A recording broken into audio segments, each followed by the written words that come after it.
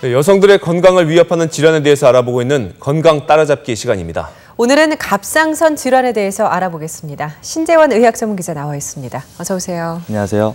네, 갑상선, 정확히 어떤 기능을 하는 기관입니까? 네, 갑상선은 목중앙 아래 부위에 위치한 이 나비 모양의 기관입니다. 이제 무게는 30g 정도로 작지만 갑상선 호르몬을 분비해서 우리 몸의 신진대사를 관장하는 아주 중요한 일을 합니다. 즉 체온을 항상 일정하게 유지시켜 준다든지 뼈나 심장, 소화기 등이 발달하도록 돕는데요. 이 갑상선 호르몬이 지나치게 많이 나오거나 반대로 적게 나오면 갑상선 기능 항진증이나 기능 저하증이 됩니다. 몇 년 전 갑상선 기능 저하증이 생겨 치료를 받고 있는 여성입니다. 지금도 약을 먹지 않으면 몸에 이상을 느낍니다. 몸이 느낄 정도로 되게 많이 피곤해서 끝나고 집에 가서 아무리 자고 일어나도 또 되게 많이 피곤하고, 그러니까 전혀 휴식을 취해도 휴식을 취한 걸 모르겠더라고요. 갑상선 기능 저하증은 체내에 갑상선 호르몬이 부족해서 생기는 것으로 하시모토 갑상선염이라고 하는 갑상선의 만성 염증에 의한 경우가 대부분을 차지합니다. 하시모토 갑상선염은 면역계가 이상을 일으켜 갑상선 세포를 적으로 인식해 파괴하는 일종의 자가 면역 질환입니다.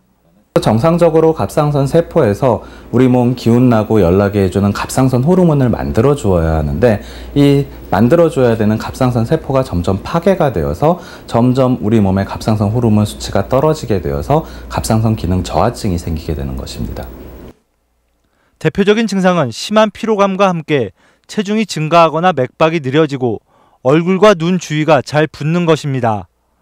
여성 환자가 남성에 비해 5배 이상 많은 것으로 알려져 있고 주로 30대에서 50대 여성에게 잘 생깁니다.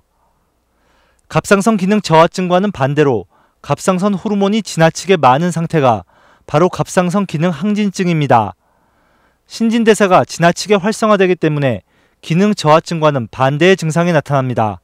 내 몸이 100m 달리기 하고 있다고 생각을 하시면 됩니다. 그래서 가만히 있는데도 가슴이 많이 두근두근거리고 실제로 체온은 안 올라가 있는데 얼굴에 열이 확확 올라오는 느낌이 들고, 많이 식사를 하는데도 살이 원인 없이 자꾸 빠지게 되고. 네, 갑상선 기능 저하증 그리고 기능 항진증이라고요. 이름도 좀 쉽지는 않은데 이 증상이 반대라고 말씀하셨잖아요. 좀 자세하게 설명을 해주세요. 네, 예를 들어서 저하증은 체중이 증가하고 추위를 참기가 힘듭니다.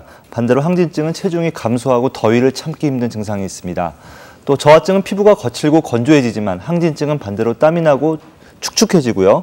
저하증은 맥박이 느려지는 서맥과 변비가 나타나지만 항진증은 맥박이 빨라지는 빈맥과 설사 증상이 특징적입니다.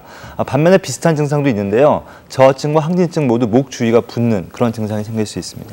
예, 근데 이런 갑상선 질환이 유독 좀 여성에게 더 많이 발생하는 것 같은데 특별한 이유가 있습니까? 네, 정확하게는 밝혀져 있지 않지만 여성 호르몬과 관계가 있을 것으로 지금 추정이 되고 있습니다. 또 저하증과 항진증 모두 자가 면역 질환으로 나타나는 경우가 많은데요. 이 자가 면역 질환은 대부분 여성에게 많습니다. 대표적인 자가 면역 질환인 류마티스 관절염도 여성에게 훨씬 많거든요. 네, 그러면 임신이나 출산과는 어떻게 관계가 있나요? 네, 관계 있습니다. 출산 후에는 갑상선의 기능이 일시적으로 떨어지는 경우가 있는데 이런 경우를 산후 갑상선염이라고 합니다. 네. 대부분은 시간이 지나면 정상으로 회복되지만 만성적인 갑상선염으로 진행해서 저하증으로 빠지는 경우가 있기 때문에 주의가 필요합니다. 네, 그렇다면 치료는 어떻게 해야 합니까? 네, 저하증 치료는 간단합니다. 갑상선 호르몬이 잘 분비가 되지 않으니까 밖에서 갑상선 호르몬을 보충해주는 그런 요법을 사용합니다.